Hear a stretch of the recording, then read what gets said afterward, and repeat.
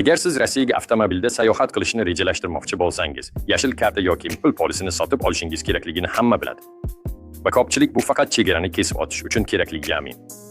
Sizga yashil karta qanday ishlashini va nima uchun u aslida kerakligini aytib beraman. Salom, mening ismim Andrey Trofimov.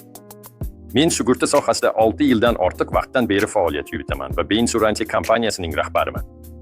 Xo'sh, nima uchun Rossiyaga sayohat qilishda sizga aslida bu sug'urtasi kerak? Asosiysi, bu baxtsiz hodisa yuz bergan taqdirda sizning boshqa ishtirokchilar oldidagi javobgarligingizni himoya qiladi. Rossiyada odatiy avtomobil sug'urtasi qo'llanilmaydi. Shuning uchun sizga impul siyosati kerak.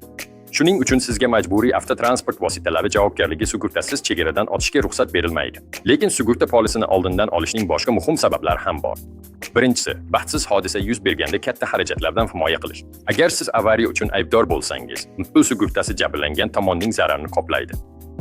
Sug'urtasiz esa barcha xarajatlar, ta'mirlash, kompensatsiyalar va rasmiylashtirish to'liq sizning zimmangizda bo'ladi va bu summalar juda katta bo'lishi mumkin.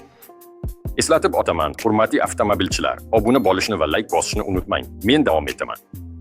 Ikkinchisi, yo'lda xotirjamlik va ishonch. Boshqa davlatga sayohat qilish har doim ko'plab nozik jihatlarga ega. Impul sizga xavfsizlik hissini beradi. Hatto noxush holat yuz bersa ham, siz himoyalangansiz va muammo bilan yolg'iz qolmaysiz.